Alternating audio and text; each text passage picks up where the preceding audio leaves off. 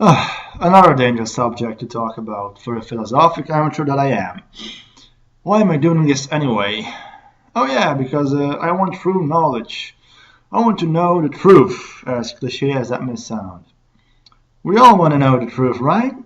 Even though we keep disagreeing with each other forever.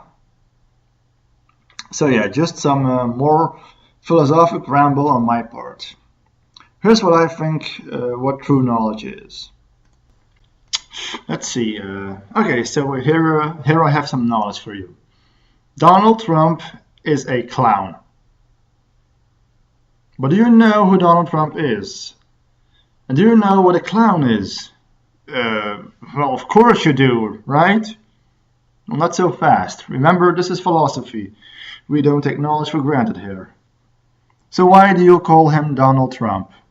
Because everyone else does? What is he? Is he a human being? Why? Because everyone else says so? Is he real? Why? Because everyone else says so? Are those stupid questions? Why? Why do you take basic answers for granted? Are they objective answers to you? Do you consider it a universal objective fact that Donald Trump is a human being? Why do you think so? Because he contains all the features that corresponds with the features of an average human being. What is a human being? A living being? What is a living being? Consciousness? What is consciousness? Why do I keep asking questions? What is a question? What is an answer? What is doubt? Shut up already. Just take it for granted. Oh. Well, apparently, we just give up on a certain scale of reality, just for the sake of it being practical for our day-to-day life.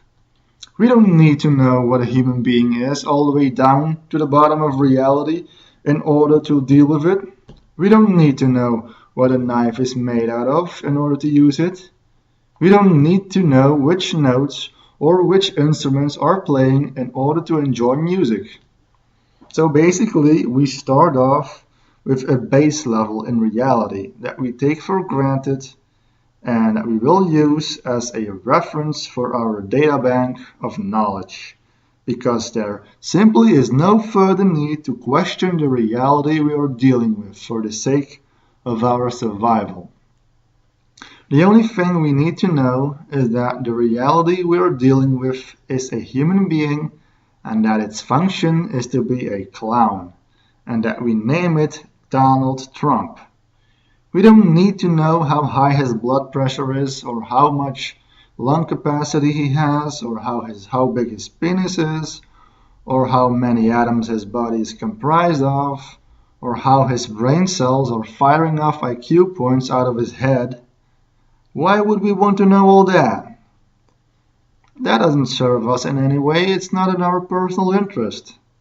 Nevertheless, whatever makes up Donald Trump is a total collection of all the atoms, the amount of hair and skin cells, the way his brain works, his beliefs, the way his heart beats, the way his blood flows, the way his organs are functioning, the way his bones and tissues are holding him together.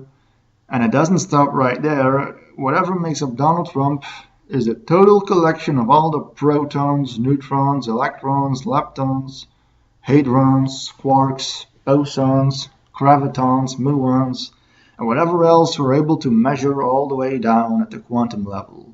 But then again, we have no clue what this quantum field is essentially. Nevertheless, it is precisely that which totally makes up Donald Trump and everything else. And even if we would know what the quantum field is made out of, then we would start to question that. So whatever perception or measurement that we derive out of reality, we will always be able to question it, and we will never know what it essentially is. So essentially, there is absolutely no way to absolutely know what you're looking at or what you are perceiving or experiencing. There is just no other way than to take reality for granted if you assume that it has a perceivable and measurable foundation. But that's just being intellectually dishonest. The fabric of reality is absolutely unknowable. There is no way you can tell me what reality is fundamentally. Oh, but wait a minute.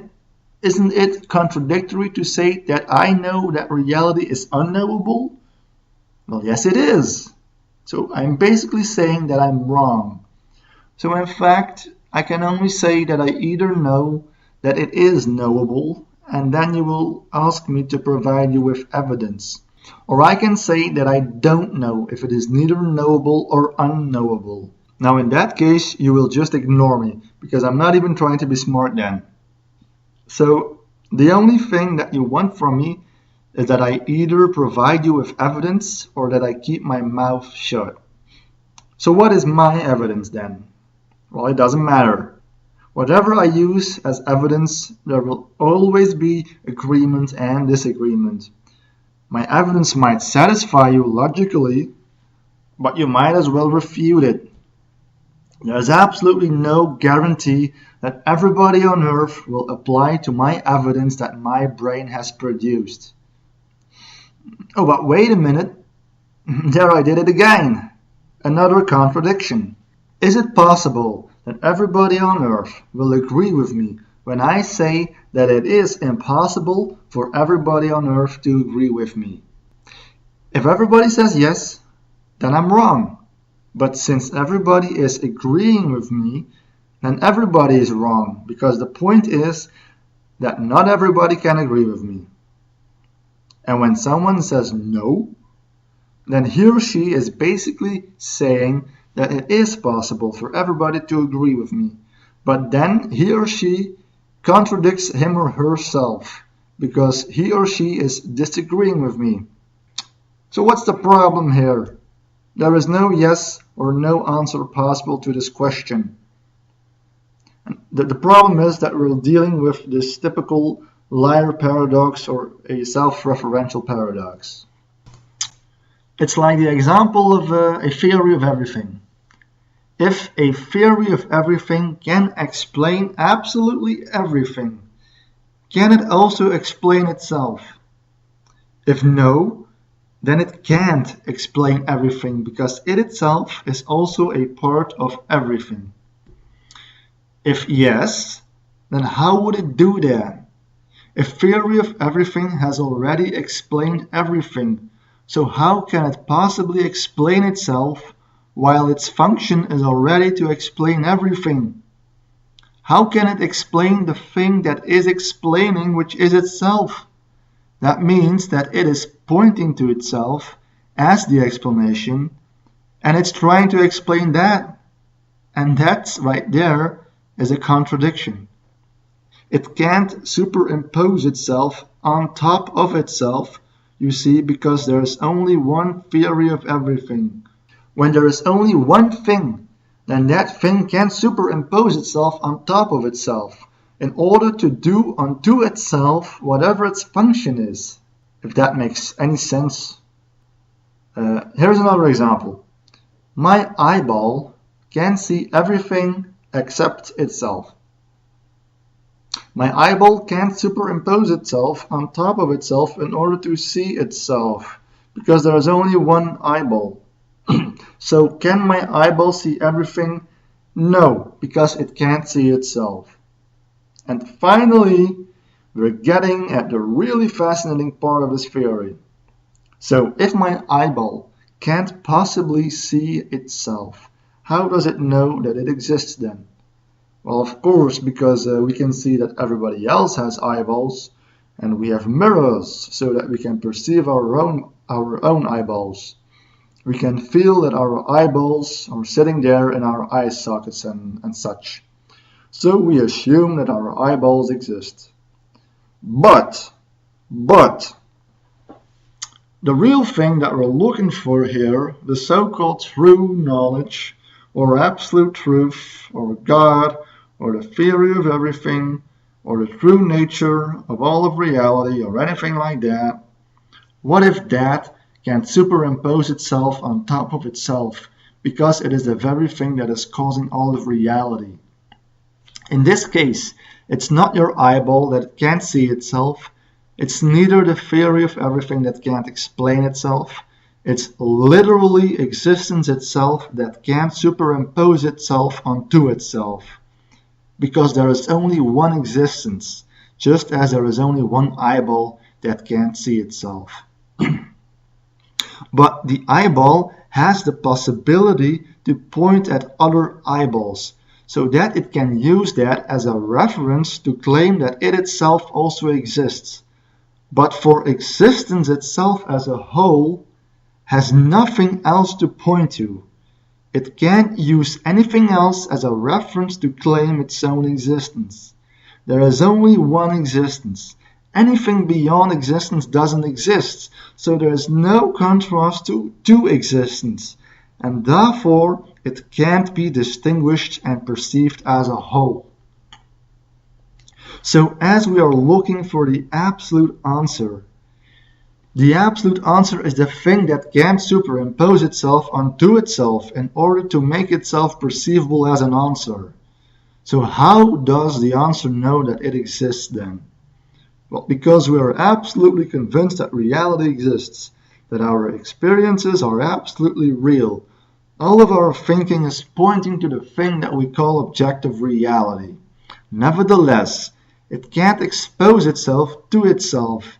And obviously, we are a part of existence.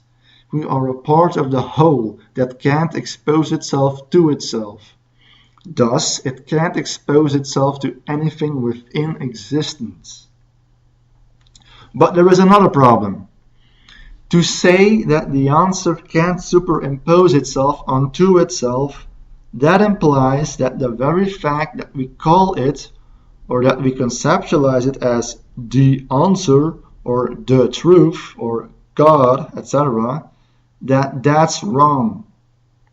The problem is that we know what an answer is because an answer can be compared with other possible answers. In other words, an answer is a reference to claim its own existence in relationship with everything else, just as an eyeball can see all the other eyeballs that it can use as a reference to claim its own existence. But that's not possible when we are talking about the absolute answer. The absolute answer has no reference. Therefore, it can't distinguish itself as an answer or the truth, because an answer or truth are both concepts that are only known by reference. Do you get that? That's very, very important. So basically everything that we can ever think about, including all the possible answers to explain the absolute truth or God, is comprised of knowledge that can distinguish itself and it can be used as a reference to relate itself to everything else. And the fundamental problem is that we're using distinguishable knowledge to discover the undistinguishable knowledge of the truth. But the concept of truth is in itself distinguishable. So therefore it is wrong to use that term. So eventually there is no term possible to describe the truth. Does that mean that there is no truth then? Well, again, the truth is indistinguishable. So we should ask ourselves the question, what does something look like when it is fundamentally indistinguishable? The answer is impossible. But impossibility is also a distinction. So it doesn't matter what answer you come up with. Simply every answer is distinguishable. It will only become literally indistinguishable when it has no chance of ever entering our awareness, so that it would be literally impossible to ever have a thought or an experience about it. So again, does it exist? No, because existence is distinguishable as a concept. Okay, so it doesn't exist then? No, because non-existence is also distinguishable in our knowledge. It neither exists nor doesn't exist. Okay? Again, it neither exists nor doesn't exist. So yes, what I'm saying is is that reality is neither real nor unreal fundamentally. And that's true knowledge for me.